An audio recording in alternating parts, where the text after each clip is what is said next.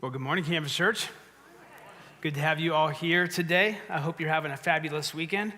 I would say it's good to see you, but I can't yet. So good to see you. As they say in Swahili, Hakuna Matata. No worries. No, it's great to have all of you here today. If you're a guest, I want to give you a special welcome as well. My name's Nate. Get to serve on the team here at Canvas Church. Love being a part of what Jesus is up to in our church, in our community. I should say through our church, in our community. Love those who are in the boat rowing with us on the mission. The team around here is just made up of lots of different people. We've got people serving all over the facility today. So grateful for them. For those who are in Canvas Kids right now, they know that they're not just there filling a role babysitting kids, but they're there investing in the lives of children, helping them to understand that Jesus loves them. They matter, the scriptures matter, and we have a lot of fun around here. So super thankful for them, thankful for our parking lot team that was welcoming all of you on your way in today. And man, it's just fun to be about what Jesus is up to here. And I'm just gonna encourage you, right out of the gate this morning, that if you're not serving on a team here at Canvas Church, jump in and be a part of one. It's so much fun. It's a great way to get plugged in. In fact, we have our Discovery lunch this afternoon. If you're smelling pizza right now, that is what you're smelling. You're thinking to yourself, am I smelling pizza? Yes, you are smelling pizza because we have pizza cooking right now for our Discovery lunch, and that's just an invitation to any of you who haven't been a part of Discovery. Come hang out with us, multi-purpose room right after the gathering. It's just an opportunity for you, whether you've been here, this is your first day, or you've been here for the last 10 years. It's a chance for you to understand better who we are as a church. So come out and be a part of that. Now, I am stoked to jump into part 15 of our Unleash the Spirit-Empowered Church series. This has been a journey we've been on through the book of Acts, and this morning's message is entitled Faithful Messenger. Faithful Messenger. That is one of the goals that I have in my life, is to be a faithful messenger of the truth. Now, for those of you who've been around for some time, you know that we have a couple of mentoring journeys. In fact, they just kicked off again here recently. We have a men's mentoring journey and we have a women's mentoring journey. It's just an opportunity for a smaller group of people to take a year together to grow in their faith, to grow in relationship, to become better leaders, better fathers and mothers, husbands and wives, better friends. It's a great opportunity. Now, I got to have the opportunity back in 2013. I think I was the second, maybe the third group to go through the mentoring journey here at Canvas Church. And it was a really fun experience. But I got to tell you, the first night, I was a little bit sus. I was a little bit suspicious about what was going on, because they asked us on the first night to come with our obituaries written. Weird, right? I thought it was weird until I started to do it. And then I actually really enjoyed the process. The whole idea behind writing your obituary is don't just work your way through this life hoping to land somewhere in the end. What would it look like if you started from the end and reverse engineered to the present? That would change how you live, right? You live with the end in mind. And so it was a fun experience, and I had a lot of fun with it along the way. One of my favorite parts was looking up other people's epitaphs. Do it. It's a lot of fun. You just Google it. And in case you don't want to, I brought some this morning just so we could have some fun with it, okay? Here's some great epitaphs. These are the sayings that people put on their tombstones. George Bernard Shaw, the playwright, said this: I knew if I waited around long enough, something like this would happen. That was pretty good. I really like Spike Milligan's. He said, I told you I was ill. Or how about this? I don't even have to give this guy an introduction, because that's all, folks. That's what's on it. Mel Blanc, he was the voiceover for Bugs Bunny, Daffy Duck, Elmer Fudd, and then Porky Pig, where you get this line, that's all, folks.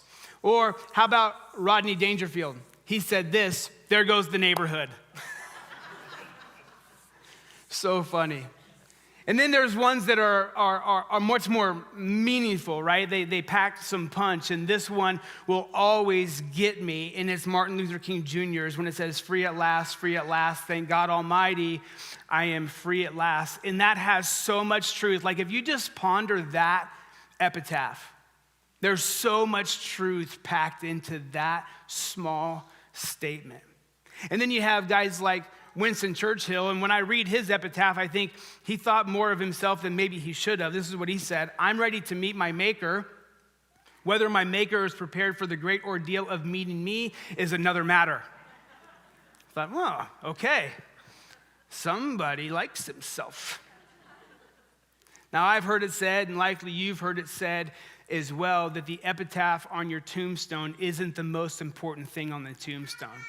In fact, the dates aren't the most important characters on the tombstone either. They just represent the bookends of one's life, the day you were born and the day you die. But what the most important character on a tombstone, it's been said, is the dash in between the dates. So you have these bookends, and the dash, it represents the life that was lived inside of those two dates. Like some people, long before the last date on the tombstone, they stopped living along the way. And I don't ever want that to be a part of my story and a part of my life. I want to be a faithful messenger with what Jesus has given me to carry for the rest of my life. And in order for that to happen, you've got to think through, how do you want this to end? Like we've all been at funerals, right? Where embellishments are plentiful. In order to not disparage the deceased, we speak in glowing terms of them. And have you ever been at one of those funerals or memorials and you're sitting there thinking to yourself, did I come to the right one? Like, I'm not sure that we're talking about the same person. And I don't ever want to put my family in a position where once I've passed from this life into the next, that they have to sit around and embellish about who I was as a human. Like, I want to live in such a way that they'll be able to communicate in my final days. Actually, the days are over. They'll be able to communicate who I truly was. They don't have to embellish anything. And I've been to other funerals where you listen to them talk about the person and you know that's exactly who that person was. Like, that's who they were to their core, and that's the kind of celebration that I want for my life. So it makes me beg the question, and I'll ask it to you today to wrestle with yourself. Who do you want to be remembered for? Who do you want to be? What do you want to be remembered for? How do you want your family, your neighbors, your loved ones, the people who are close to you, how do you want them to remember you as a person? And here's a statement that I hope you carry with you for the rest of this week. I like to say it like this: I hope it rattles around in your brain till you get something rooted in your heart. And this statement this morning is more like a question. Here's the statement: let it be said of me. Let it be said of me. And my hope is, as you process that statement, that you begin to map out for yourself what you want said of you when it's all said and done. This morning, we're going to look at Acts chapter 17 and Acts chapter 18. And inside of these couple of chapters, we're going to see some declarations of followers of Jesus. And my hope is, as we see these declarations of them, that it inspires us to live in such a way that it would be said of us these things. If you have your Bibles, go ahead and open to Acts chapter 17. As you're turning there, let me catch you up to speed. Acts chapter 16, 17, and 18. These represent Paul's second missionary journey. So it's all encompassed in these 3 chapters. And I got to tell you, they covered a ton of ground in these 3 chapters. Like Paul's first missionary journey was a pretty small footprint. The second missionary journey, they at least doubled the amount of land they covered inside of their journeys. They went to far more towns. Like, they were on the move throughout these chapters. They went to places like Macedonia. They went to Philippi. We talked about that last week. They go to Thessalonica, which we're going to focus in on this morning. They go to Athens, to Berea. They end up in Corinth. Like, they're all over the place. In fact, I would encourage you, if you don't have a visual in your mind of the landmass, just go on Google today, type in Paul's missionary journeys and click on maps, and they'll pull up for you. It's fascinating to see how they journeyed around the known world. Now, last week, Paul and Silas, they got kicked out of Philippi. They didn't like what they were up to there. They get kicked out. Paul, he's like, you come kick me out yourself. So they do, and they leave. He's like, okay, fine, fair enough. So they head off, and they get kicked out. And whatever discouragement that they felt being kicked out of Philippi, whatever discouragement they felt along the way, it did not keep them from being faithful messengers of the truth.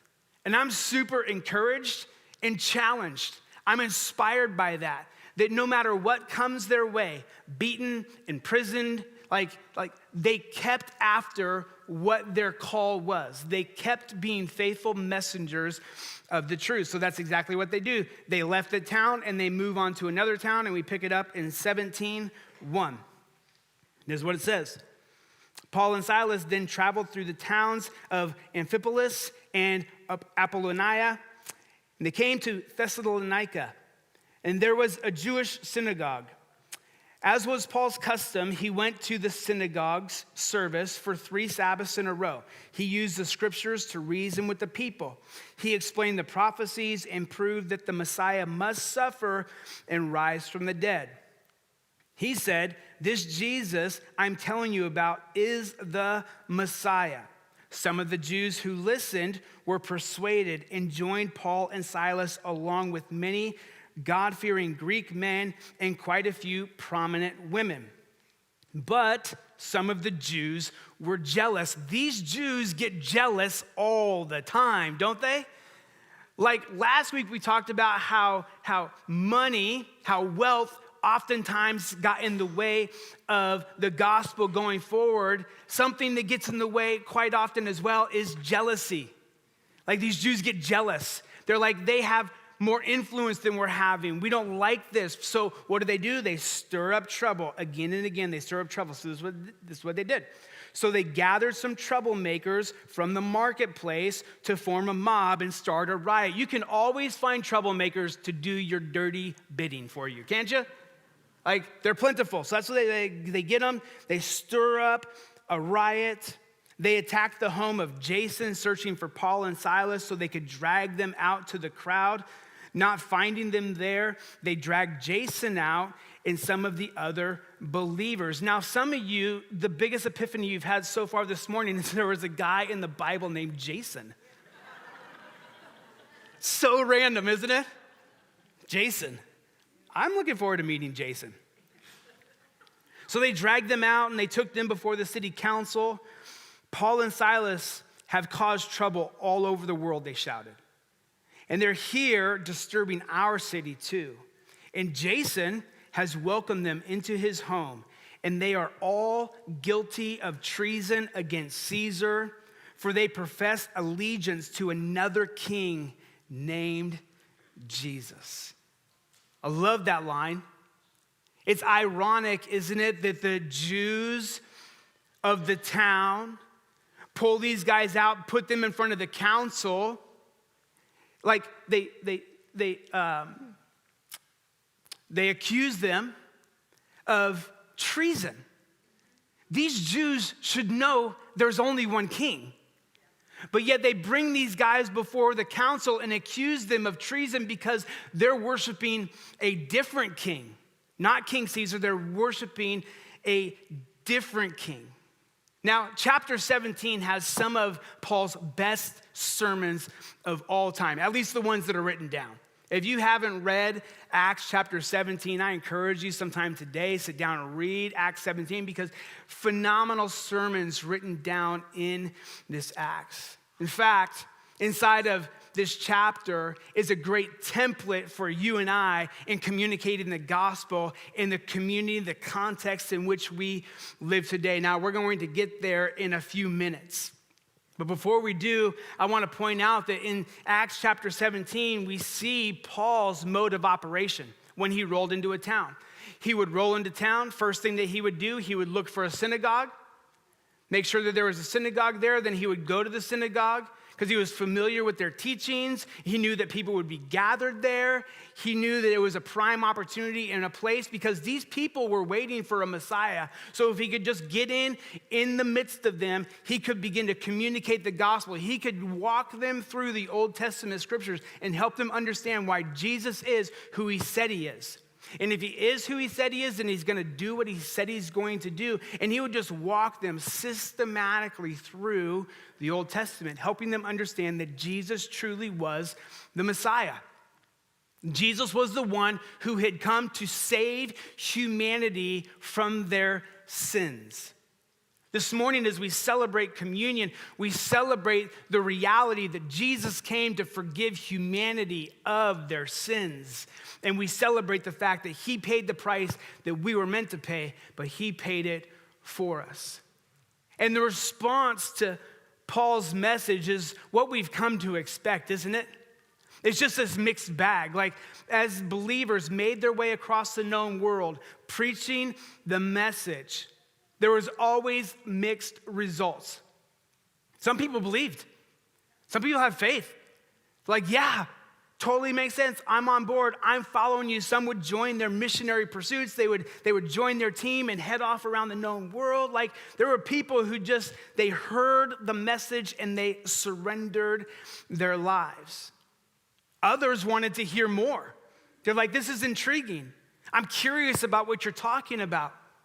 I want to hear more. I want to understand better. The Bereans, I love the Bereans. Let it be said of us that we are like the Bereans who, when we hear teaching, we don't just accept it at its face value, but we search the scriptures ourselves to see if what is being communicated is true. I hope you never take me at just face value. I hope you don't sit in this auditorium, hear sermons that are taught by me or one of the other teaching team, and just walk out of here as if, yeah, that's right, that's true. I hope you're spending time on a regular basis searching the scriptures yourself to see if what is being taught is true and right. Now, I'm convinced that when you search it, you'll figure out that we're teaching what's true and right around here, but search it yourselves. Let us be Bereans. So the Bereans are like, I'm going to search the scriptures myself. I'm going to figure out if what Paul is saying is true.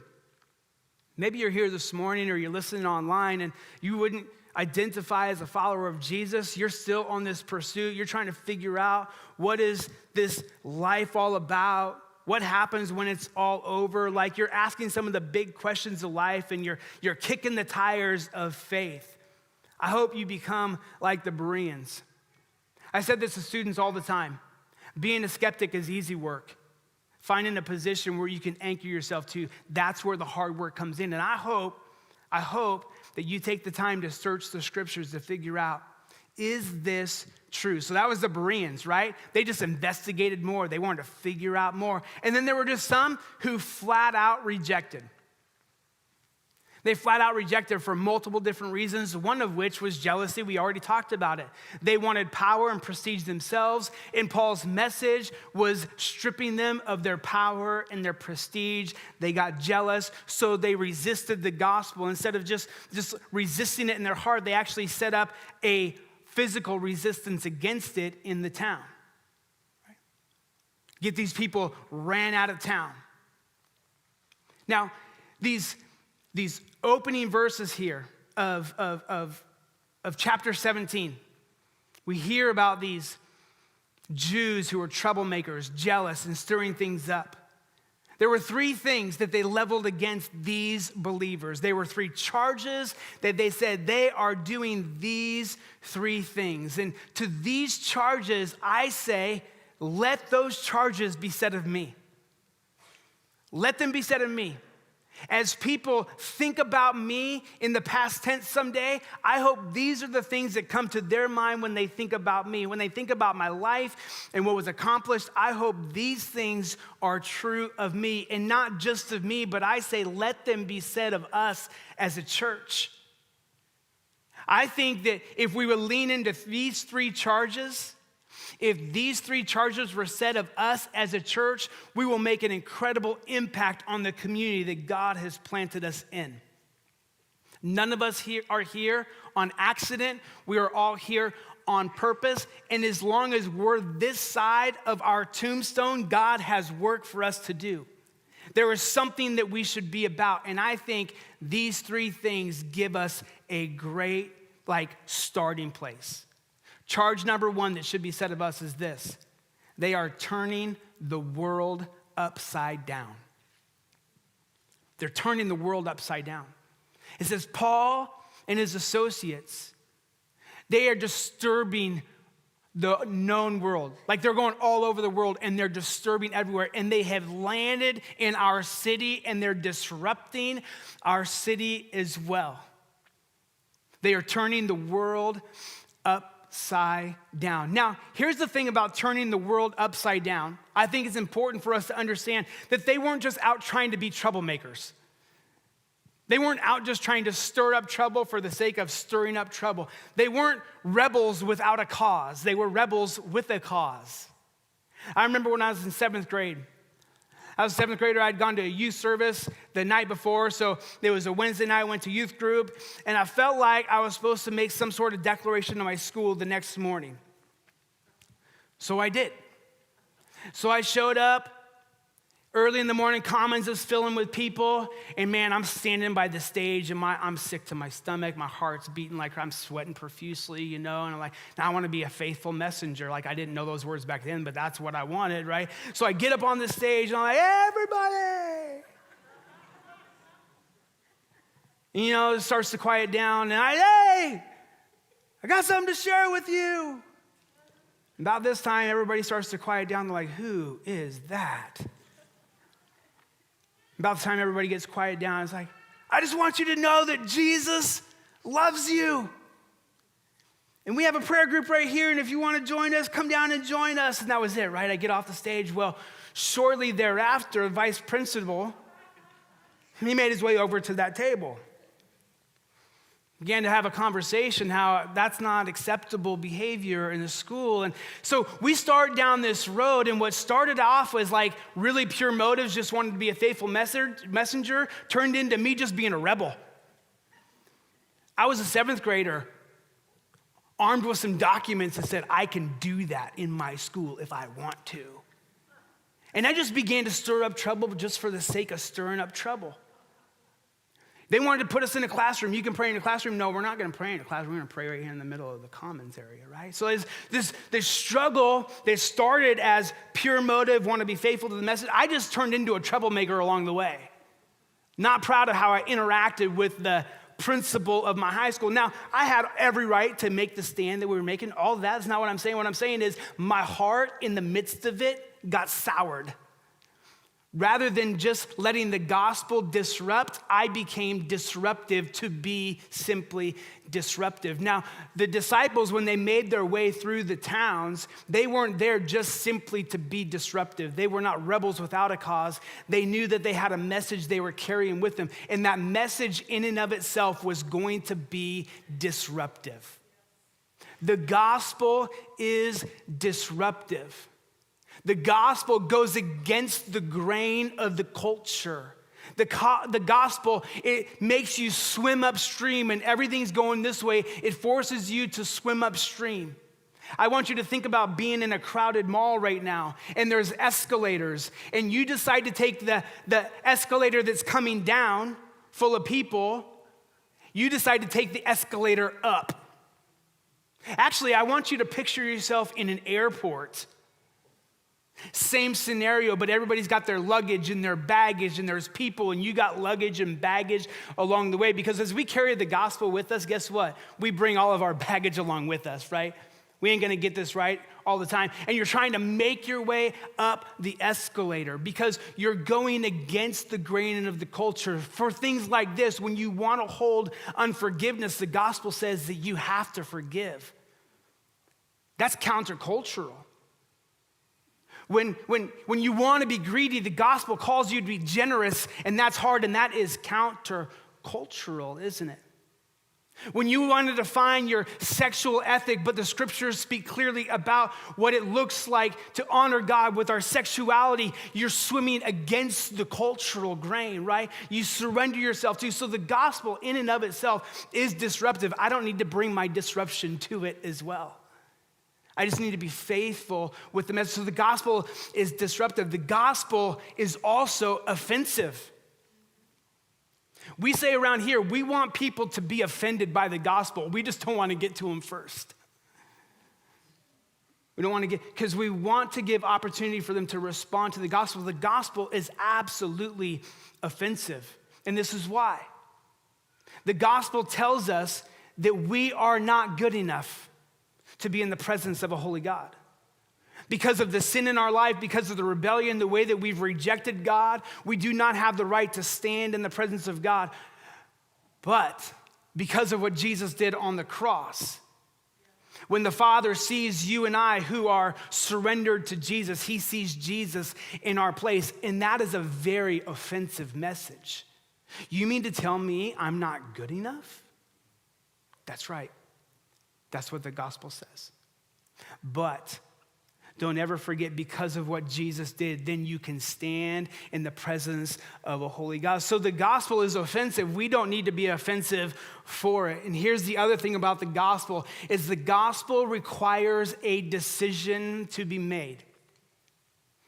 When confronted with the gospel, or when presented with the gospel, there's a decision that must be made. I will either bow my knee to Jesus, or I will live my life in rebellion against him.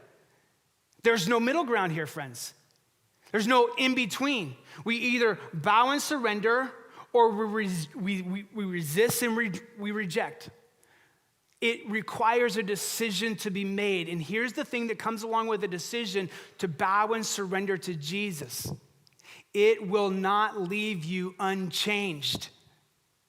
The gospel changes you. And when the gospel changes you, then you begin to disrupt the culture around you. You live differently in light of the gospel message. It doesn't leave you unchanged. It forces you over a lifetime to be shaped and molded into the likeness of Christ. Which leads us to the second point. It's said of Jason and his household that I want to be said of us. Like, let it be said of us that they are caring for each other. These jealous Jews could not handle the fact that Paul and Silas were staying at Jason's house and that Jason was providing for them. He was caring for them, providing meals, providing a roof over their heads, just taking really good care of them. And when they couldn't find Paul and Silas, they dragged Jason out, put him before the council, and was like, Jason is taking good care of Paul and Silas. Let it be said of us that they care well for each other. They're caring for each other. John chapter 13, verses 34 through 35 say this. So now I'm giving you a new commandment. Love each other just as I have loved you. You should love each other. Your love for one another will prove to the world that you are my disciples. Let the weight of that statement sink into your hearts and your minds.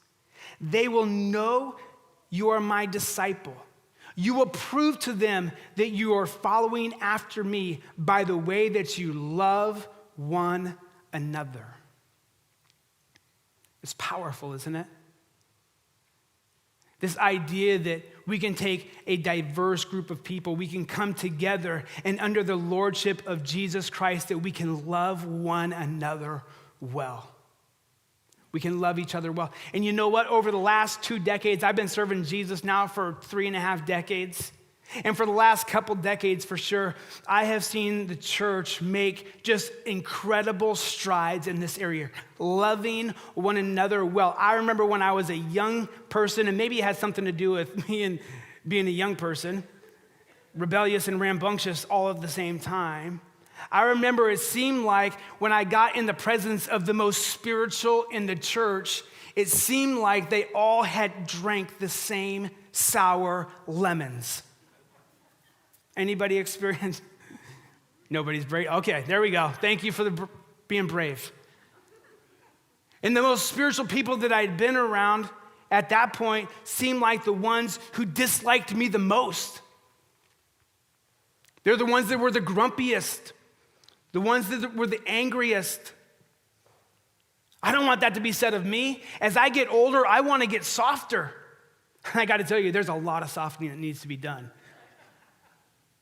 I don't want to get harder. I don't want to get more embittered. I want to become softer. I want to become more loving. I want to become more caring individual. I want to love the people around me in such a way that those who are not followers of Jesus, they take notice and they're like, why? Why do you love in that way? Like, I want the world around us. I want Kootenai County to see Canvas Church as a church that is so loving, it magnetizes them to the gospel. The way we care for one another, it will either attract people or it will repel people. They'll either be more curious about the gospel or they'll reject it. Like, I want no part of a community like that. Thankful that I'm a part of a community here at Canvas Church that loves well. Now, here's this thing about loving well. This idea in our culture, in our society, that to love well means to affirm everybody's decision all the time. And I just wanted to dispel that. We're not going to spend a lot of time here, but I think it's important for us to recognize that loving people well does not mean we have to affirm everything that they're doing. And sometimes I think where we trip up as believers is we think to love somebody is to affirm what they're doing. And that is not the case. That is not the case. To love somebody is to be in relationship with them in such a way that you can have honest dialogue about what's right and what's wrong, what we're called to and what we're not called to. That's truly love. And see, the friends that love me the most are the ones that are willing to confront me at my worst and love me through it. That's what it looks like to be a loving community, to be engaged in relationship in such a way so we can have conversations about what is right, what is wrong, challenge one another to live into what Jesus has called us to. I want us to be a church. I want to be a people who attract others to the gospel because of the way we love one another. They see us and go, there's something different. That something different is Jesus inside of them, which brings us to our third point this morning, the third charge that I say, let it be said of me and let it be said of us, and it is this: they are professing allegiance to King Jesus. They are professing allegiance to King Jesus, the only King. King Jesus is the only King. What does it mean that Jesus is King? That's an important question for you to dial in on for yourself. What does it mean that Jesus is King of your life? It's easy to profess with words that Jesus is King, but then live as if that's not true. What that's called is practical atheism. We live in such a way, we profess God to be God, but we live as if we're God ourselves. What does it mean that Jesus is King? Well, one of the things that it means that Jesus is King is that he has my full attention, that I am enamored by him, that he's the one that gets my attention. You see, when we talk about kings and lords and idols and all of these things, they can be very abstract ideas, and it's important to bring some concreteness to them, to concretize this idea that Jesus is king. And if he's king, then he's Lord. And if he's Lord, then he gets to decide the way that I live my life. Like he's the one that gets to decide. I don't get to decide. He gets to decide. And that Jesus has my attention. He has my affection.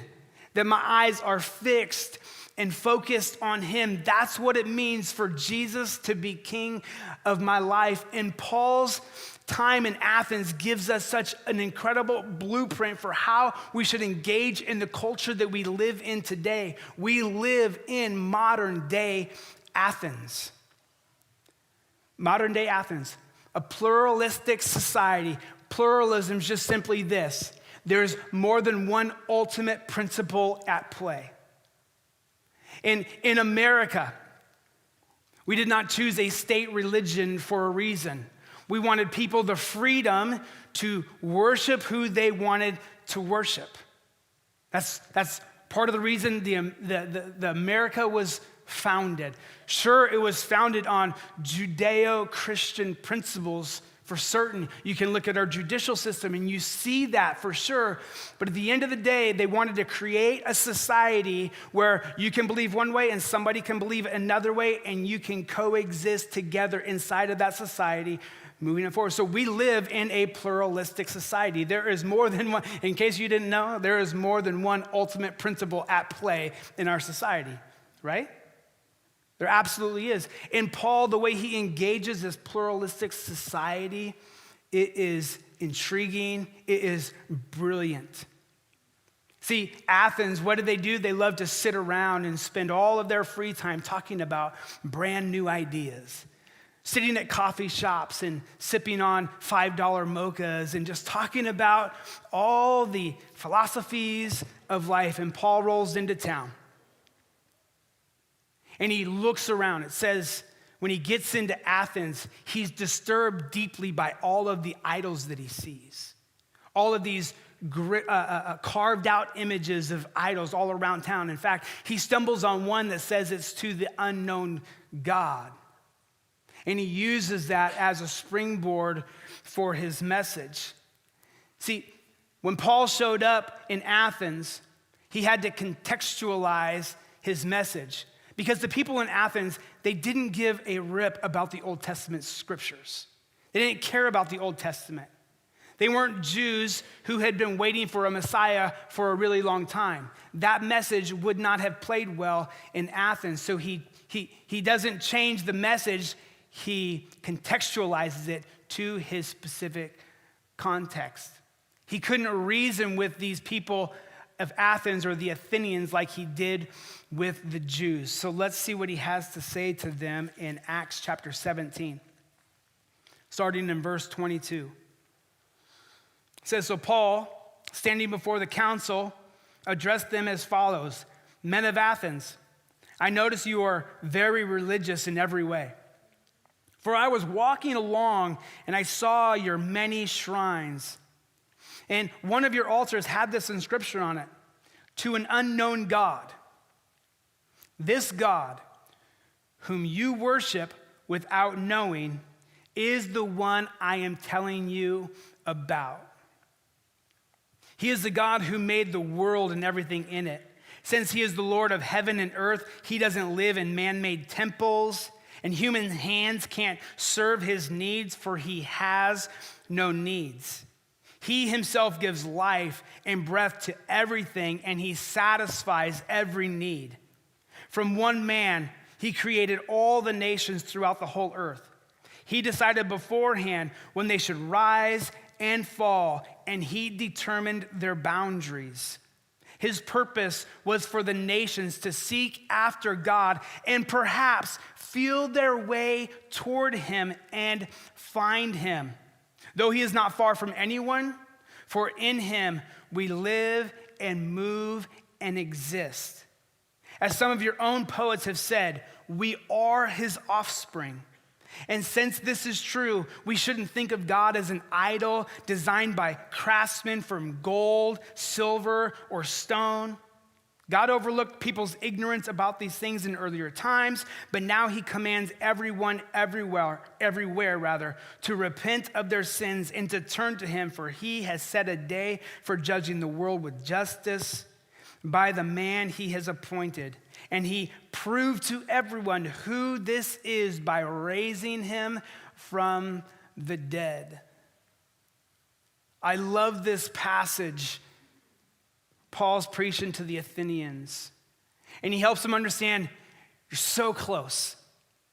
You're so close, but you're not quite there. You worship this unknown God.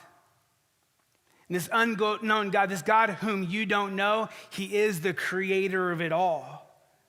These other idols, these are done by man-made hands. They've crafted them. Just think about that for a second. To craft an idol and then to worship it, it is illogical. Because if you're the craftsman, then you are greater than the creation. Paul's saying, the God whom we worship, he created it all. He stands outside of it all. He's transcendent above it all. But yet, he also joined it. And he joined it in the person and work of Jesus. And I'll prove to you by this fact, Jesus was buried and he came back to life. That's how we know. That's why we worship him as king. That's why he's King Jesus. And here's the greatest proclamation that I know about Jesus being king is to live like it's true. Not just to walk around talking about it, although we should talk about it, but that it changes me such a way that it changes the way that I live, and my lifestyle is in alignment with my proclamation that Jesus is Lord. So when Jesus asks me to surrender something, I surrender it. When Jesus asks me to go and share, I go and share. That I live as if Jesus is king because Jesus is king. Let it be said of me when this is all said and done. Let it be said of me, let it be said of us, that they were professing allegiance to King Jesus in both word and deed. Both word and deed. If we could have the worship team come at this time. And as they come, I want to look at Acts chapter 18. This is where Paul's in Corinth. He wrote a couple of letters to them. They're called Corinthians, 1st and 2nd Corinthians. And Paul gets there, and as you can imagine, he's probably a little bit twitchy by this point. Like every time he shows up in a town, he gets ran out of town by jealous Jews. Like it's got to wear on a guy at some point, right? So he shows up in Corinth, and he is continuing to proclaim the gospel. And verse 9 says this in chapter 18. It says, one night the Lord spoke to Paul in a vision and told him, don't be afraid. Speak out. Don't be silent, for I am with you. I love those three commands. Don't be afraid. Speak out. Don't be silent. And God undergirds all three of those commandments with this one simple truth that is just as true for us today as it was for Paul back then. I am with you. I'm with you. So we gather in a room like this together to worship God, to be challenged by truth, and then we disperse. We scatter throughout the community. And as we scatter throughout this community, let us scatter with the understanding that God is with us. He's with us. And when I know God is with me, it helps me to not be afraid. It helps me to speak out. It helps me to not be silent. And that's my hope for us, friends, that these commands that we're given, they're commands that have been given all throughout Scripture to all of God's people. They are just as applicable for us today as they have been since Paul's day. And I want you to think about the impact that we could make in our community if we did just that. If we weren't afraid, stepped out to share our faith, and we ceased to be silent. Let it be said of us that we help to turn the world upside down. That we cared well for each other and for the community around us. And that we lived our lives not just in word, but in deed, as if Jesus is King of it all. Would you stand to your feet this morning?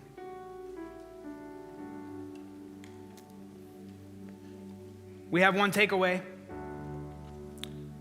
Pray daily for the Holy Spirit to empower you to be a faithful messenger.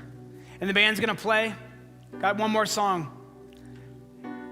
And we've engineered our gatherings in such a way that after the word's been taught, that there's some time to just sit in it.